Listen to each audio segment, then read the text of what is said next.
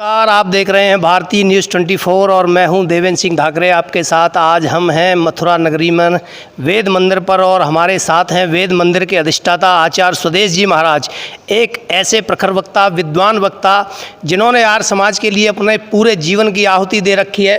महर्षि दयानंद को शुरू से ही उन्होंने फॉलो किया है, वेद को, उपनिषद को, इन सब को विद्यार्थियों को पढ़ाते हैं गुरुकुल में। आचार्य गुरुकुल विश्वविद्यालय वृंदावन में भी चलता है। आचार्य जी, आपका भारतीय न्यूज़ 24 में बहुत बहुत स्वागत है। करोड़ों दर्शक हमारे आपको देख रहे हैं। कल जैसा कि हमारे देश के प्रधानमंत्री माननीय मोदी जी ने आत्मनिर्भर भारत के ऊपर लोकल से वोकल को लेकर एक बयान दिया है और 20 लाख करोड़ की एक अनुदान राशि देश को दी है। किन किन सेक्टरों में आज सीतारमण जी उसका पूरा ब्रीफ में बताएंगी।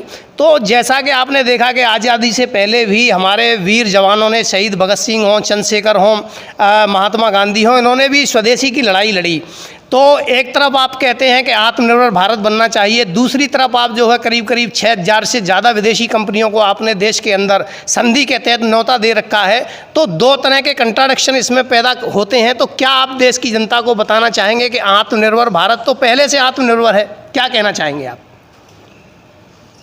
असल में महर्षि दयानंद ने जी अपने अमर ग्रंथ सत्यार्थ प्रकाश में इस बात को उठाया था जी। उसमें उन्होंने भारत के लिए लिखा था कि तुम्हें यदि संसार में स्वाभिमान से रहना है जी और पहले जैसा भारत को बनाना है, जैसे स्वर्ण की चिड़िया कहा जाता था जी, तो स्वावलंबन के उसमें उन्होंने कहा कि सबसे बड़ी ये है कि हमारे अंदर देशभक्ति होनी चाहिए। और उस देशभक्ति के लिए उन्होंने उस समय उदाहरण दिया था। स्वामी दयानंद ने उस समय लोगों को ये कहा था, जब अंग्रेज हमारे देश में शासन करता था जी, तो वो अंग्रेज ने ये नियम बना रखा था कि कार्यालय में भारतीय जूता नहीं जा सकता। जी, ये उनके नियम थे, अंग्रेज़ों के नियम हाँ, थे जी। भारत में ही रहते हुए भारतीय जूता कार्यालय में नहीं जाता था। वो उनका ही जूता कार्यालय में जाएगा तो वही तो ज़्यादा खरीदते तो उनका वो बढ़ेगा ही जी। तो उस समय भी यहाँ के पढ़े लिखे लोग सब वही पहनते थे, अंग्रेजी जूता पहनते, अंग्रेजी वेशभूषा पहनते, सब अंग्रेजी पहनते, इसीलिए वो इतने ज़्यादा बड़े थे।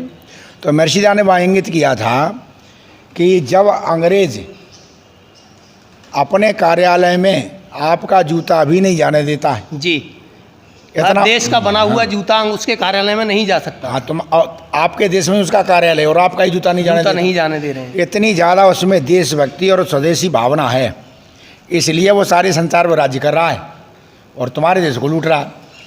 और तुम्हारा हाल ये है कि तुम उनकी सारी वेशभूषा को अपना रहे, तुम सारे उनके जूते पहन रहे, उनकी वेशभूषा पहन रहे और उन्हीं का अनुकरण कर रहे जी। तो उन्होंने कहा अनुकरण जो करता है वो निर्बुद्धि होता है, उसमें बुद्धि नहीं हुआ करती, और जो अनुकरण नहीं करता है वही बुद्धिमान होता है। तो इसीलिए तुम निर्बुद्धि ठहरते हुए बुद्धिमान ठहरते हैं जी। तो वो बुद्धिमत्ता हमारे अंतर्गत भी आनी चाहिए। हमें भी अपने देश से प्रेम करना चाहिए, हमें अपने देश की वस्तुएं अपनानी चाहिए और ये हमारे देश में पहले से थी। दूसरी चीज़ है कि हमारे अपने देश में पहले से ही ऐसा था कि हमारे देश का जब पुराना ज़माना था तो यहाँ पर एक ऐसा मखमल बनाया मलमल का कपड़ा बनाया गया था जी। ढाका की मलमल बहुत प्रसिद्ध हुआ करती, जो ऐसा बनाया गया था कि बांस का जो छेद होता है ना उसमें वो आ जाती थी मलमल उसमें होगा। हाँ, उसमें वो रख देते और हाथी को 4 बार ढक दो उससे, इतनी बड़ी थी, इतनी बड़ी होती थी। तो यहाँ तो पहले से ही इतनी कारीगरी, इतनी कुशलता तो पहले से ही है। आवश्यकता यह है कि अपने यहाँ के जो कारीगर हैं जी, अपने आगे जो इंजीनियर हैं उन्हें सुविधाएं दो, सुविधाएं देनी पड़ेंगी और उन्हें जब सुविधाएं दोगे, उन्हें सारी चीज़ें उपलब्ध कराओगे तो निश्चित रूप से वही अपने यहाँ इतने बढ़िया उत्पाद पैदा कर देंगे और सस्ते पैदा कर देंगे कि सारे संसार में छा जाएँ। दूसरों को यहाँ बुलाने की ज़रूरत ही नहीं, और दूसरों को बुला करके यदि आप करते हैं, स्वदेशी का ढिढोरा पीटते हैं तो निश्चित रूप से समझना फिर वो फिर गुलामी की, जो अंग्रेजों ने गुलाम किया वो फिर वही हम जानना चाहते हैं। पूरा देश आचार्य जी ये जानना चाहता है कि एक तरफ आप आत्मनिर्भर भारत की बात करते हो, लोकल से वोकल की बात करते हो, एक तरफ चीन से आप व्यापारिक संबंध रखते हो, चीन से सामान देश के अंदर आता है, लोग खरीदते हैं, तो हमारी जीडीपी ग्रोथ उससे गिरती है। तो जैसा कि मोदी जी ने कहा है, हालांकि ये अच्छी बात है, परम पूज्य महाराज श्री ने स्वदेशी से स्वावलंबन की बात कही। आज पतंजलि पूरे विश्व के अंदर एक स्वदेशी ब्रांड है, तो पतंजलि को लेकर, स्वदेशी को लेकर आपने हमारे दर्शकों को क्या बताना चाहोगे कि इस लोकल और वोकल के दौर में, जैसा कि मोदी जी ने कहा है, पतंजलि कितना ग्रोथ करेगा, क्या भारत देश को दे पाएगा? देखिए, हमारा मानना ये है कि कोई भी जब अपना प्रचार प्रसार करता है तो सबसे पहले चाहिए साख। जी। बाज़ार में साख बहुत ज़रूरी। साख जब गिर जाती है तो सब कुछ गड़बड़ हो जाता। और साख बनाने के लिए आवश्यक ये है कि हम पुरानी उस पर अपनी पर आ जाएं, परंपरा पर हमको लौटना पुरानी पड़ेगा। परंपराओं पर आ जाएं।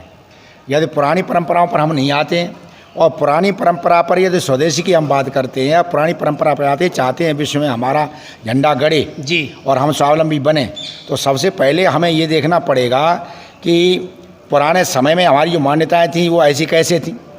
बड़े बड़े व्यापार होते थे लोग, और बड़े व्यापार करते हुए हमारी साख कितनी बढ़िया थी। पुराने ज़माने में जब से हमारे यहाँ पर स्वदेशी हमने छोड़ दिया और शिक्षा ही विदेशी लेने लग गए जी, तब से ज़्यादा हमारी साख गिर गई।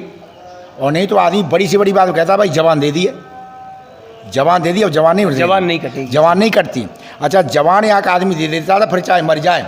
यहाँ पर जो विदेशी यात्री आए हैं, चीनी यात्री आए, ह्वेनसांग आया यहाँ जी, पर, ह्वेनसांग। उसने लिखा है कि मैं पूरे भारतवर्ष में देखा, पूरे भारतवर्ष में घूम करके देखा, हमें कहीं पर भी एक भी आदमी झूठा नहीं मिला। झूठा नहीं मिला, गरीब नहीं मिला, इस तरह की। जब झूठा नहीं होगा तो गरीब होगा ही गरीब नहीं होगा। लेकिन अब आकर के देखे तो फिर सारी गड़बड़। कारण क्या है कि सबसे पहले स्वदेशी यदि हमें अपनाना है तो सबसे पहले हमें अपनी भाषा वेशभूषा सब स्वदेशी करनी पड़ेगी। क्योंकि जब भाषा में गड़बड़ आ जाती है तो निश्चित समझ लो, तो फिर उसके बाद व्यवहार में गड़बड़ आती है। व्यवहार में जी। हाँ, जब तक हमारी भाषा, जब तक हमारे विद्यालय सब स्वदेशी नहीं हो जाएंगे, अपने अनुसार नहीं हो जाए, तब तक विश्व में हमारी साख नहीं होगी। आज ये चीन है और रूस है, जर्मन है, ये क्यों खड़े हैं? उन्होंने अपनी भाषाओं स्वदेशी का और भाषा का नहीं, अपनी भाषाओं को भाषा अपनाया, का प्रयोग वो दूसरी भाषाओं को नहीं अपनाती। जब अपनी भाषाओं को अपनाएंगे, अपने वो बनाएंगे, तो निश्चित रूप से ये अब देश में क्या है, सारी चीज़ आगे बढ़ने के लिए क्या भ्रष्टाचार नहीं होना चाहिए जी। और जब तक जनता की और सत्ता की भाषा अलग अलग होगी, भ्रष्टाचार दूर नहीं हो सकता। तो जनता और सत्ता की भाषा तो एक करो, जब भाषा उनमें एक रूपता लानी एक रूपता लाओ। जब एक रूपता ले आओगे जा करके, तो सामान्य मजदूर भी बहकाया नहीं जा सकता, वो भी आपकी बात सुन लेगा, वो भी समझ लेगा। तो स्वदेशी यहाँ से शुरू होता, पहले अपनी भाषा। जब हम अंग्रेजी में सारी चीज़ करेंगे, स्वदेशी की बात करेंगे, तो बात नहीं बनेगी जी। बात नहीं बनती। अब मान लो हम समझाने लगे कि अंग्रेजी में लोकल और वोकल हम अंग्रेजी में समझ आए, तो सामान्य आदमी समझ ही नहीं पाएगा कि क्या है हमें लोकल और वोकल। क्या बताया जा रहा है। वो तो हमें उस आदमी को उसी भाषा में समझाना पड़ेगा। और जब उसी भाषा में ये आंदोलन चलाया भी था, डॉक्टर रामानंद लोहिया बहुत अच्छे अर्थशास्त्री थे, अंग्रेजी बहुत बढ़िया उनकी थी। और जब देश स्वतंत्र हो गया तो पत्रकारों ने उनसे बातचीत करी, बातचीत करने के बाद में उन्होंने इंटरव्यू अपना दिया। इंटरव्यू देने के बाद कुछ अंग्रेजी पत्रकार आ गए, उन्होंने कहा लोहिया जी हमें भी दे दो। उन्होंने कहा अभी तो दिया था, कि वो तो हिंदी वालों को दे दिया था, हम तो अंग्रेजी वाले हैं हमको। तो उन्होंने कहा कि उन्हीं से आप उसी में देख लो। उन्होंने कहा नहीं, हमें आप दे दो, हमें तो हिंदी इतनी बढ़िया आती नहीं। तो लोहिया बोले कि नहीं, अब लोहिया विदेशी भाषा में नहीं बोलेगा, चाहे भले ही आती है, अब लोहिया अपने देसी भाषा में बोलेगा। यदि हमारा इंटरव्यू अब समझना है तो वो हिंदी वालों समझ लो जाकर कि वो आपको अंग्रेजी में समझा देंगे, लोहिया नहीं बोल सकता ऐसी भाषा। जब ये निष्ठा हमारे अंदर आ जाएगी कि हम अपनी भाषा को अपनाएंगे, समझे हम, और उसके बाद ये भावना जब हमारे अंदर घर कर जाएगी, तब जा कर के हम दूसरे की वस्तुएं नहीं खरीदेंगे। अब चीन का दुनिया का माल यहाँ डाल देते जा करके। हमारी मानसिकता ऐसी है नहीं, हमारी मानसिकता उन्हें स्वार्थ की है। जब स्वार्थ किया है, थोड़ी सस्ती चीज़ हुई हम उसमें टूट पड़े, ना हम देश देखते हैं ना धर्म देखते जा करके। लेकिन जब ये भर दिया जाएगा, हमारे अंदर देशभक्ति भर दी जाएगी, तो हम विदेशी चीज़ों को छुएं भी नहीं, चाहे महंगी चीज़ हो, हम अपनी चीज़ खरीदें, अपनी जगह, अपना पैसा हमारे घर में रहेगा। तो ये चीज़ मूल रूप से हमें यहाँ से शुरू करनी पड़ेगी, जिसको मूलभूत से हम समझ ही नहीं पा रहे हैं। तो ये थे आचार्य स्वदेश जी महाराज। और जैसा कि मैं बार बार कहता हूँ, मेरा हो तन स्वदेशी, मेरा हो मन स्वदेशी, मर जाऊँ तो भी मेरा होवे कफन स्वदेशी। इस विचारधारा को लेकर हमको देश में आगे बढ़ना पड़ेगा। एक तरफ हम ये कहें कि आत्मनिर्भर भारत बने, दूसरी तरफ हम विदेशी कंपनियों को न्योता दें। ये देश के अंदर नहीं चल सकता है। देश हमारा विश्वगुरु नहीं बन सकता है। हमको अपनी भाषा से लेकर भेषज से लेकर सभी जो है हमें स्वदेशी अपनाना पड़ेगा।